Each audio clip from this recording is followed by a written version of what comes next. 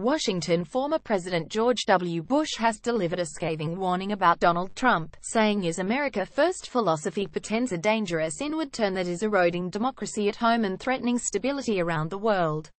The health of the democratic spirit is at issue, the 43rd president said during a speech in New York on Thursday, local time.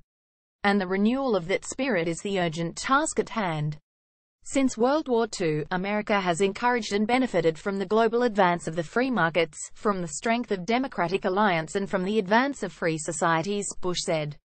Bullying and prejudice in our public life sets a national tone, provides permission for cruelty and bigotry, and compromises the moral education of children.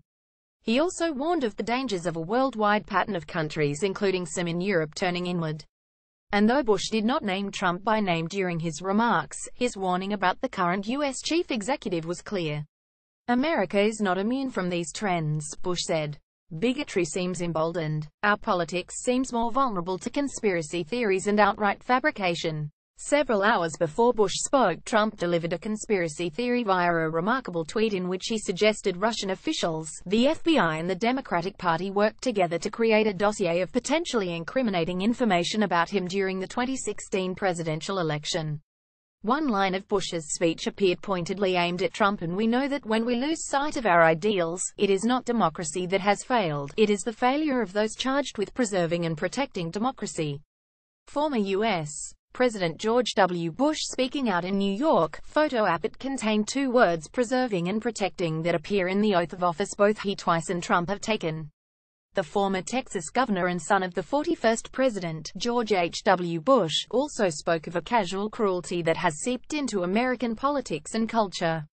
Trump's critics have slammed him for what they view as cruel comments about individuals from Mexico, Central and South America, and African Americans, as well as women and his political foes.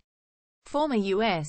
President George W. Bush listens to speakers at a forum sponsored by the George W. Bush Institute in New York. Photo op. We've become the heirs of Martin Luther King Jr. by recognizing one another not by the color of their skin but by the content of the character, he said.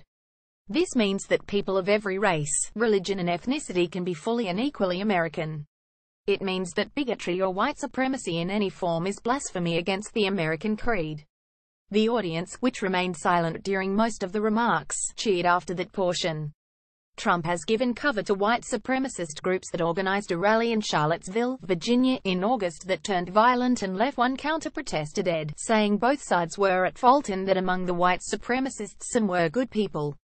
Former U.S. President George W. Bush speaks at a forum sponsored by the George W. Bush Institute in New York. Photo op. Bush, a portrayed and pro-immigration Republican, also went right after Trump on those policy issues. We see a fading confidence in the value of free markets and international trade, forgetting that conflict, instability and poverty follow in the wake of protectionism, he said.